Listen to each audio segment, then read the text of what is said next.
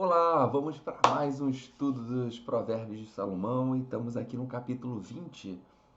E no capítulo 20 a gente vai dar início ao versículo 10. Então vamos do versículo 10 e vamos tentar até o versículo 20. Vamos junto? Então vamos que vamos. Versículo 10 do capítulo 20. Aqui fala o seguinte. Vamos comigo. Duas espécies de peso e duas espécies de medida são abominação para o Senhor, tanto uma coisa como a outra. A famosa frase que a gente ouve, né? Dois pesos e duas medidas. Né? Aqui é um versículo que fala de honestidade. Né? Então, assim,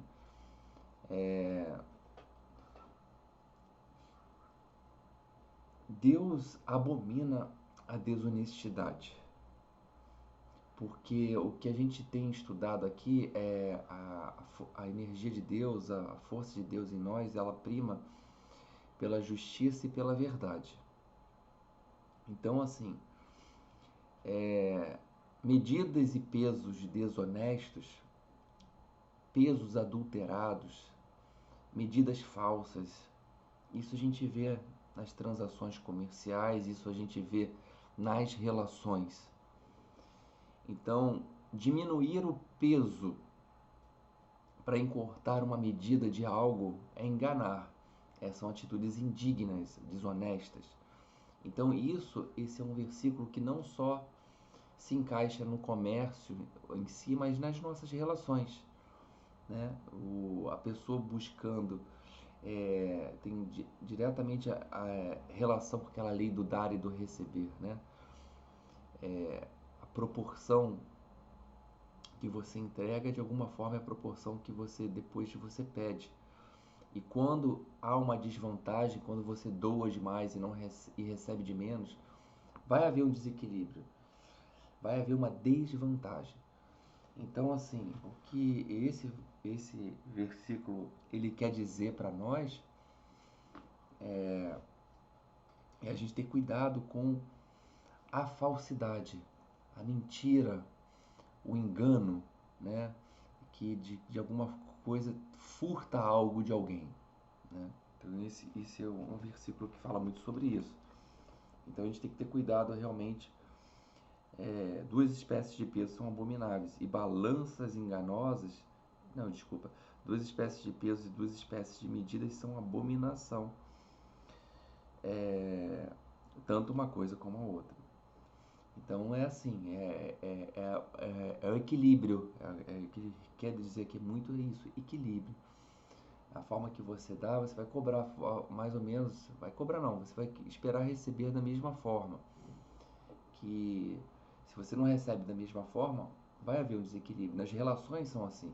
Se você doa demais, você espera receber também mais ou menos naquela mesma proporção. Se você não recebe, você vai entrar em desequilíbrio. Né? Então, quando você compra algo que prometeram uma coisa, aí você vai ver que não é nada daquilo que prometeram, você vai ver que há uma propaganda enganosa, há uma desonestidade ali. Então, o que esse provérbio quer dizer para nós é para a gente ter cuidado com isso. Realmente, quando for oferecer algo, ofereça realmente aquilo que é verdadeiro. Seja verdadeiro, não seja desonesto. O versículo 11 ele fala o seguinte: até a criança se dará a conhecer pelas suas ações, se a sua conduta é pura e reta. Então, aqui, todas as nossas ações e comportamentos são consequências da nossa personalidade, consequências do que? Do nosso caráter, daquilo que a gente realmente representa para a sociedade, para nós mesmos e para Deus. Então, uma pessoa, quando ele retrata a criança o que, que é? A criança é pureza, a criança é honesta, a criança é boa, a criança ela é pura. Né? Então, quando ele fala que dá para se conhecer uma criança pelas suas ações e até pelos seus desvarios, né? algo, mas você sabe que a honestidade ali, a inocência. E quando ele fala assim, quando ele compara o que faz o puro e o reto, dá para se conhecer assim como conhece uma criança, é que quando a gente está num bom caminho, realizando boas ações, externando realmente o que Deus quer de nós, as boas palavras, palavras edificantes, a prudência em si, o contato com a sabedoria, praticando realmente o que Deus quer de nós dentro dos propósitos dos nossos corações, realmente se conhece de fato alguém que caminha puro e reto, assim como se conhece uma criança pelas suas ações e pela sua pureza. Muito forte isso aqui, né? Então que possamos caminhar retos, né? Para que a gente seja realmente facilmente identificado assim nas ações, assim como é facilmente identificado uma criança, na sua pureza, na sua inocência, na sua beleza, na sua essência. Versículo 12: o ouvido que ouve e o olho que vê, o Senhor fez ambos. Nós somos uma obra divina. O nosso corpo é uma obra espetacular, é um milagre, é uma obra extraordinária. Isso aqui é uma máquina perfeita, ou seja, é uma obra-prima. Se a gente for analisar dentro da própria biologia, são 60 trilhões de células, que é vida que está em nosso corpo. Então, cada célula, cada situação do nosso corpo tem situações genéticas gravadas aqui dentro. Cada órgão, ele realiza uma função específica que a gente nem sabe que acontece involuntariamente, que a gente nem sabe o que está acontecendo dentro do nosso organismo. E quando ele cita o ouvido que ouve, o olho que vê, o Senhor fez tanto como os outros, ele enfatiza o ouvido e o olho. Por que o ouvido? Para você saber ouvir mais. Devemos desenvolver muito essa habilidade de ouvir mais e de olhar com atenção, né? Tanto olhar como ouvir com atenção. Então muitos olham, mas não veem. Muitos escutam, mas não entendem e não ouvem. Então, assim, há aqueles que olham apenas com impureza e outros que escutam apenas aquilo que polui sua alma. Por quê? Talvez está num polo muito negativo, aonde, de alguma forma, tudo que ouve leva para o negativo. Tudo que vê, conclui e interpreta como negativo.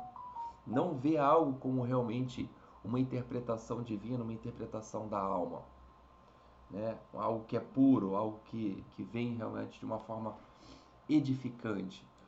Tudo o que vê e tudo que ouve leva para um lado mal, um lado negativo. Então ele enfatiza, Salomão enfatiza nesse provérbio exatamente o ouvir e o ver, porque realmente são as portas de entrada para as conexões externas. Trabalha isso em você. Eu sei que a gente geralmente quando ouve ou quando vê, a gente já vai logo para a interpretação para um lado negativo. Isso é próprio de todo ser humano.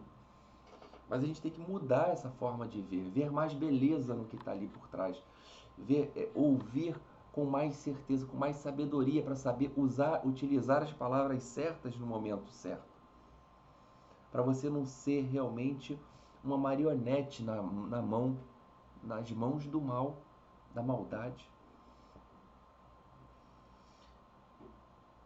Reflita sobre isso. Versículo 13.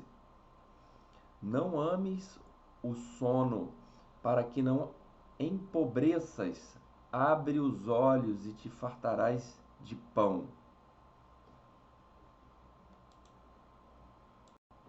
Não ames o sono, de novo, ó, para que não empobreças. Abre os olhos e te fartará de pães.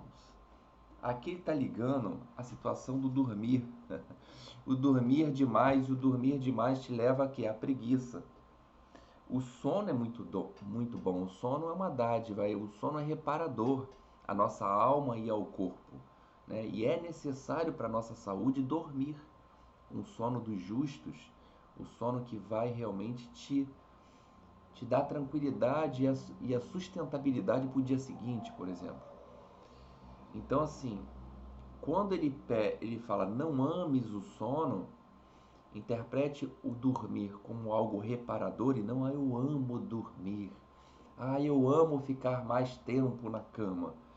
Isso ele tá mostrando que isso é um sinal de conexão com a preguiça, de conexão com uma indolência, com algo que realmente pode te levar ao ócio.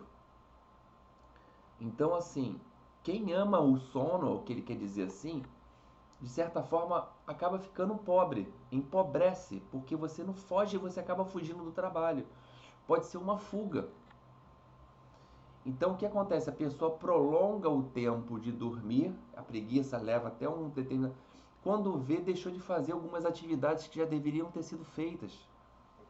Enquanto os outros estão produzindo, acordando no horário, os seus celeiros estão ficando cheios e os seus estão ficando vazios. A sua casa vai ficando desamparada, muita coisa a fazer, porque vai acumular muita coisa. Então, o que Salomão quer deixar aqui claro? Quem gasta seu tempo dormindo, quem ama o dormir, acabará pobre. Mas quem, no caso, trabalha com esforço, abre seus olhos e vá para a luta. Abre seus olhos e vai trabalhar. Abre seus olhos e vai fazer algo que engrandeça, que enriqueça a nação, que enriqueça a sua vida, que lhe traga prosperidade. Então, o trabalho é uma ordenança divina. O trabalho dignifica. É uma obrigação para que não haja queda. Então, abra seus olhos, não deixa a preguiça. Vai lá, entra numa ducha fria para acordar logo de vez e vão para frente. Então, resumindo o que ele quer falar nesse versículo 13. Não ame o sono, ame o trabalho. Anota isso aí. Tá? Versículo 14. Versículo 14 ele fala o seguinte: nada vale, não vale nada, diz o comprador. Nada vale, não vale nada, diz o comprador.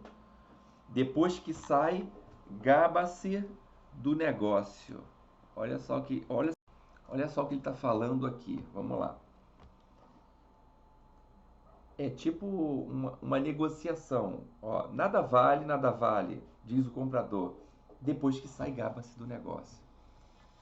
Isso tem a ver com a conversa notória e até atual do comprador, de pechinchar. É uma prática normal do nosso comércio, a gente pedir desconto, por exemplo. Né? Então nada vale, mas depois ele se gaba do desconto que ele conseguiu. É muito caro, não vale isso. Mas depois se gaba do ótimo negócio que foi feito.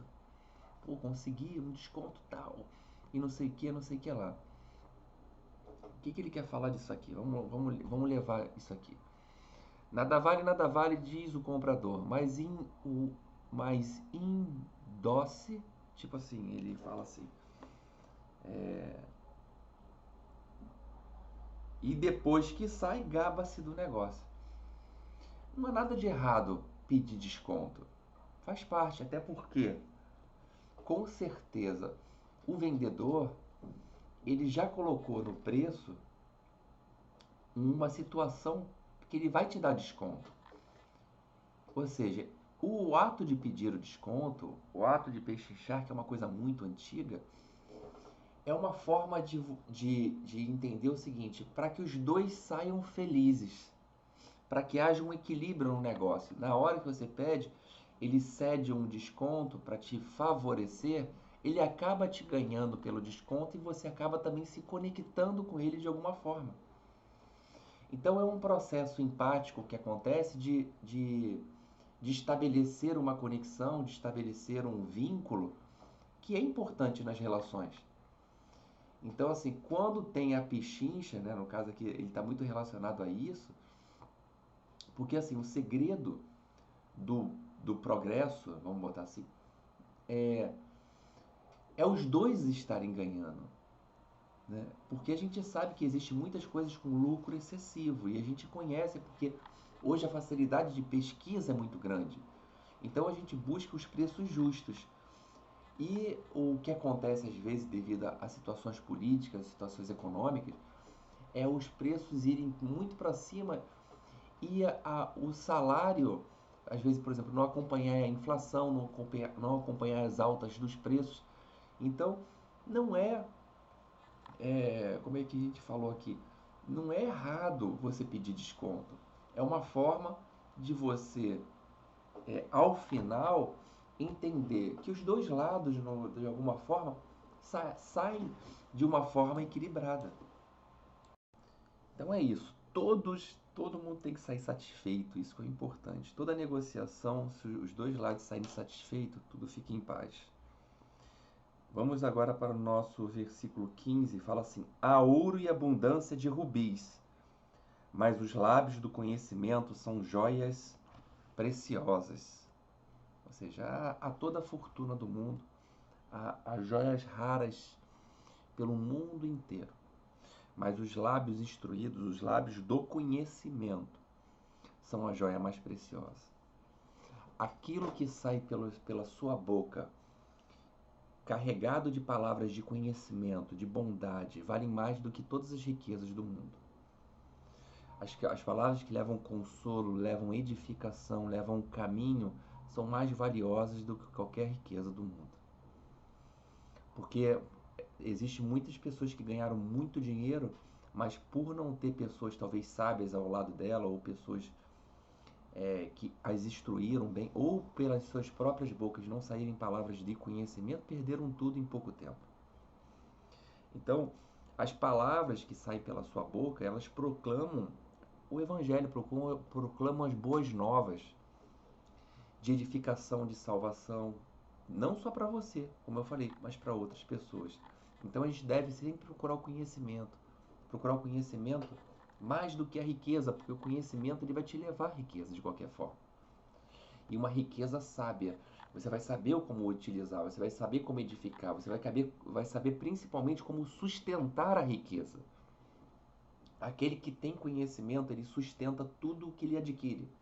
Aquele que não tem conhecimento, o tolo, o ímpio, aquilo flui que nem areia escorrendo pelas suas mãos. Pensa nisso.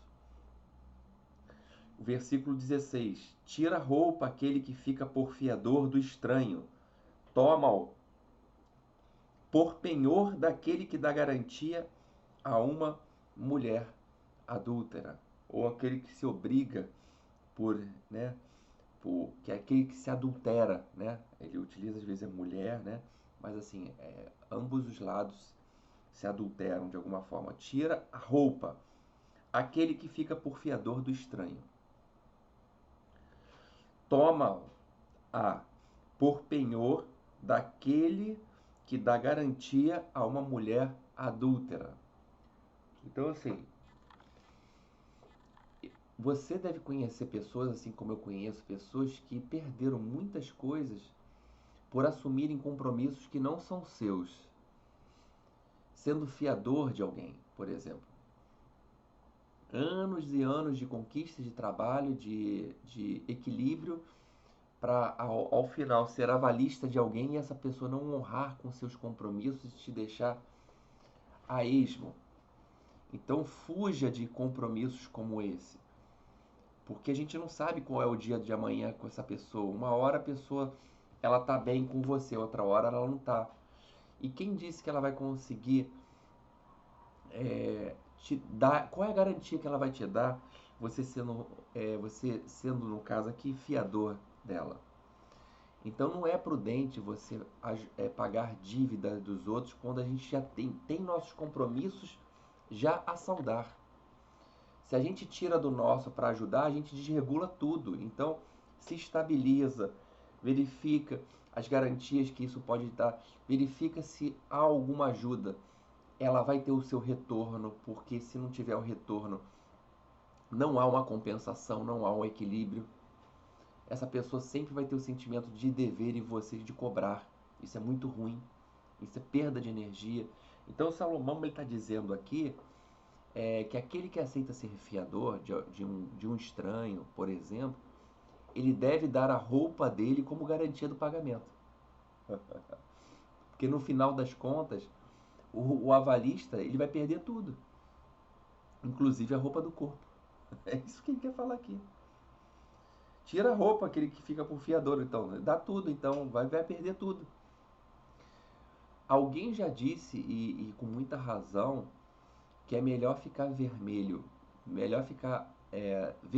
meia hora do que amarelo a vida toda. Tá ouvindo isso? É melhor dizer não a alguém, a quem lhe pede, por exemplo, para ser fiador, do que chorar a vida inteira pagando dívidas alheias. Pensa nisso.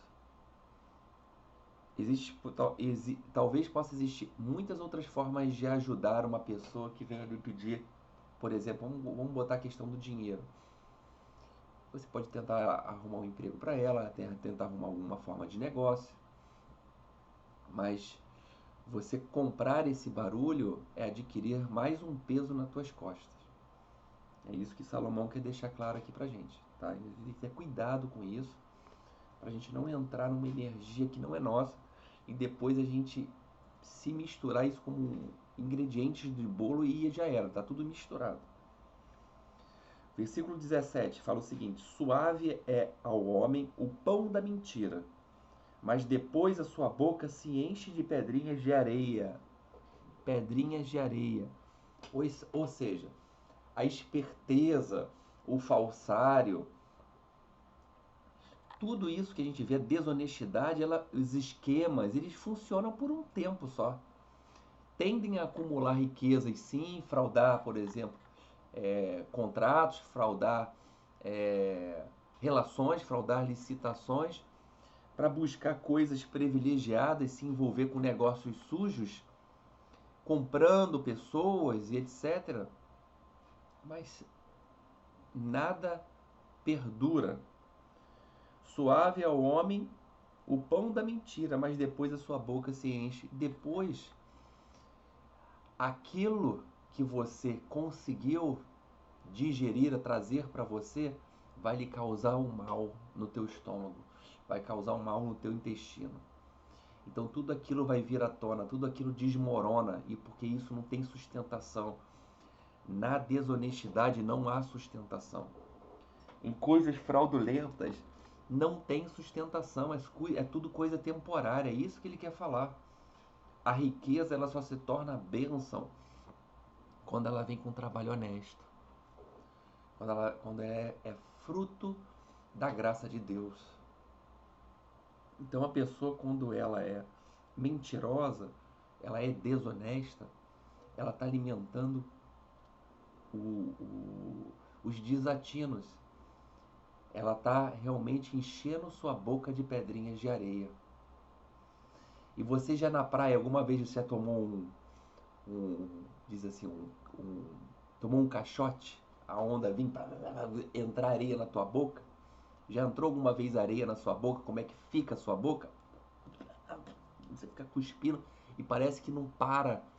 Parece que não para, a areia não some. Você tem que fazer um bochecho rápido, porque tem areia para todos os lados da boca, em todas as entranhas, entradinhas dentre os dentes, na língua, embaixo da língua, no céu da boca, vai pegando areia e você fica desesperado. É exatamente isso que acontece, não tem como. O desonesto ele equaliza aqui como aquele que enche de pedrinhas de areia a sua boca. Vai ficar tudo pegajoso, tudo gosmento, você não vai babar, não vai conseguir tirar, porque está impregnado com o estigma do desonesto, do falsário, do ladrão, do condenado. Então, vamos tomar cuidado com isso. Tome cuidado com as suas escolhas, de como você os mecanismos que você utiliza para a sua prosperidade, para você crescer.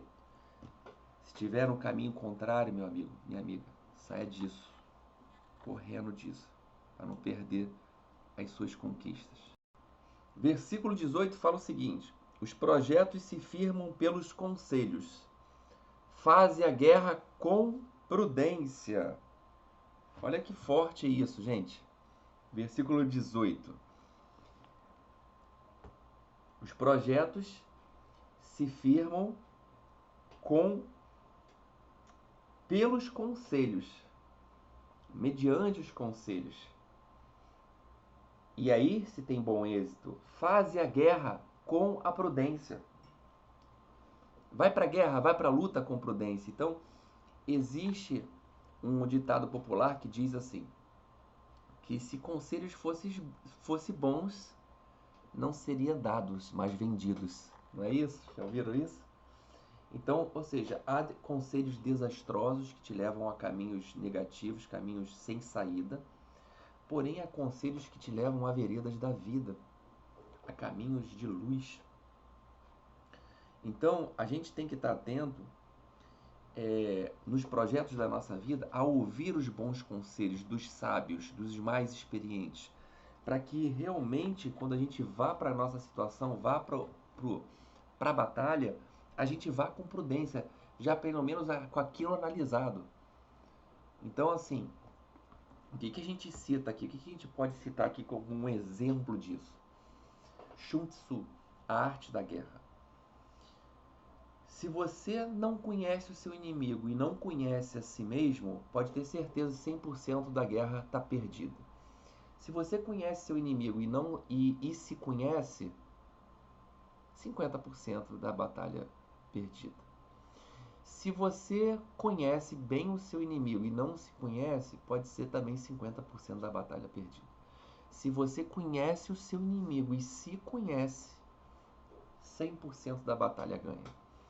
Então, não é prudente tomar qualquer tipo de decisão sem escutarmos conselhos, orientações pertinentes sobre aquilo que a gente está buscando.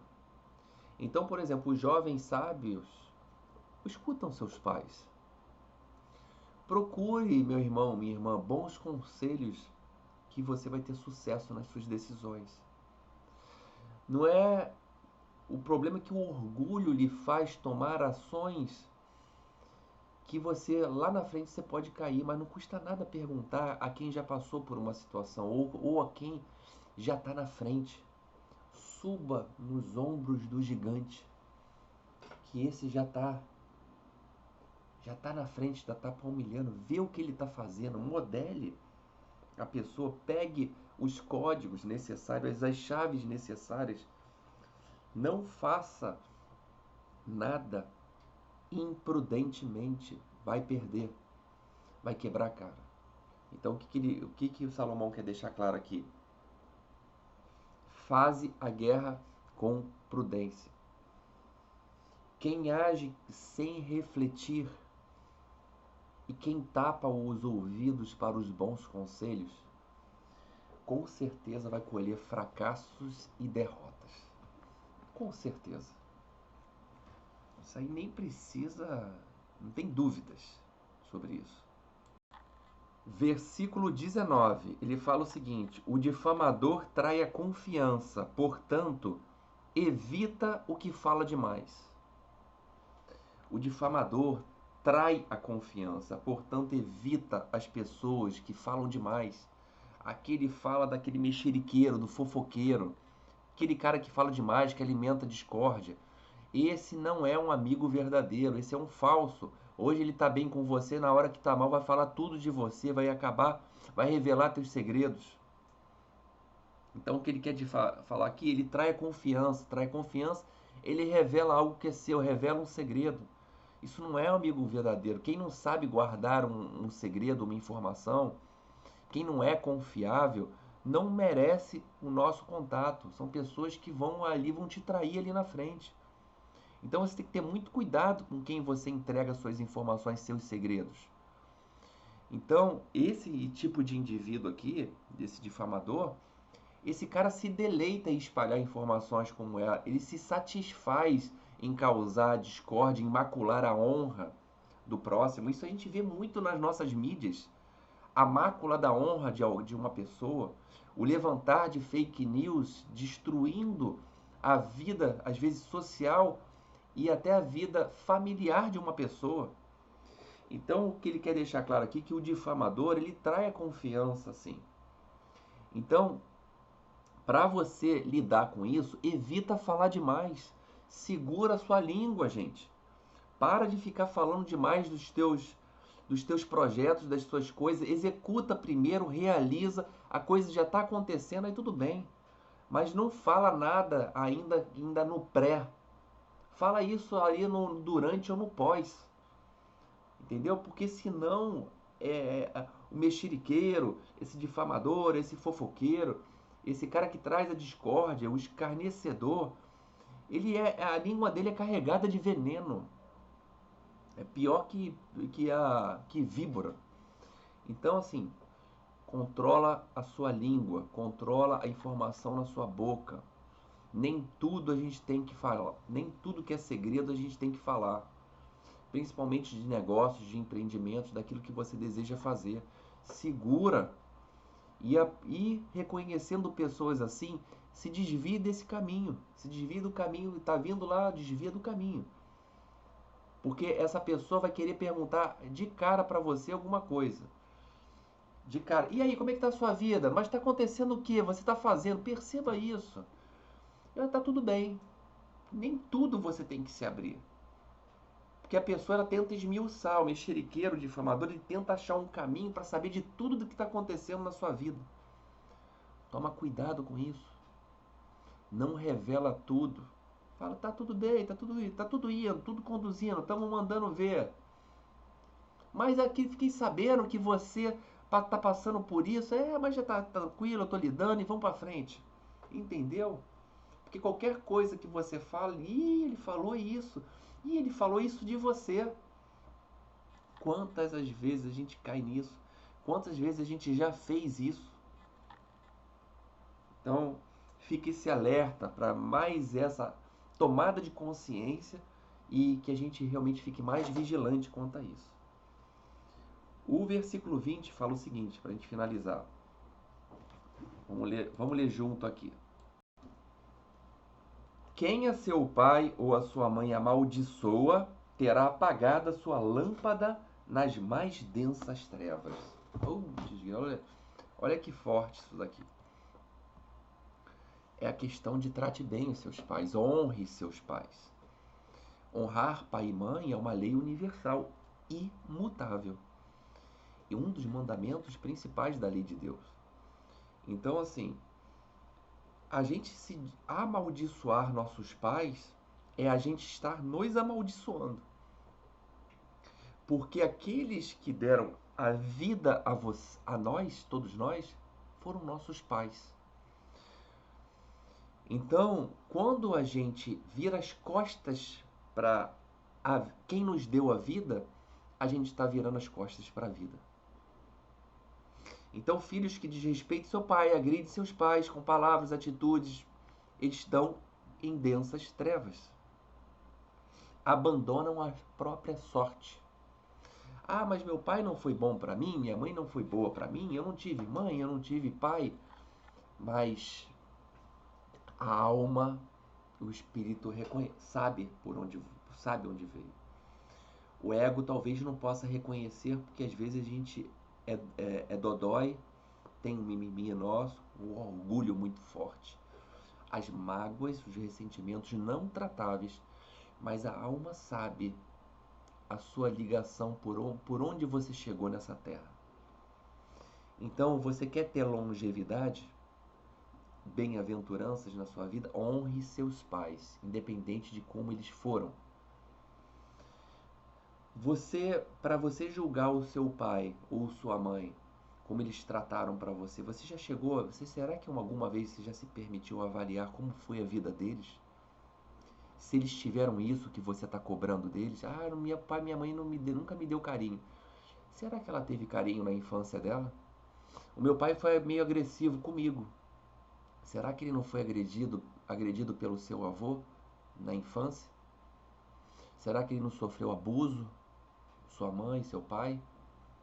E isso é um segredo de família que eles talvez não queiram contar e nunca contaram para vocês, mas vocês o julgam por se achar acima deles.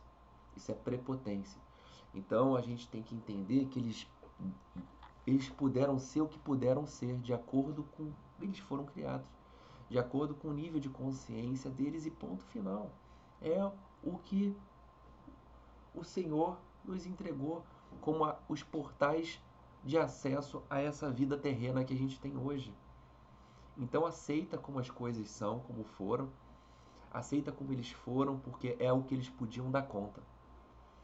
E se conecte a essa força, com uma força de amor, uma força bondosa que um dia se uniu, pai e mãe, para te trazer à terra, te trazer aí, respirar esse ar que você respira hoje e progredir e ir à luta como você está indo. Então, esse versículo encerra o dia de hoje, trazendo a luz desse conhecimento ligado aos nossos pais nessa data, tá bom? Então, muito obrigado aí pelo dia de hoje, gratidão por estarem aqui e estaremos no próximo vídeo finalizando o capítulo 20. Gratidão, beijo no coração, paz e bem. Até mais.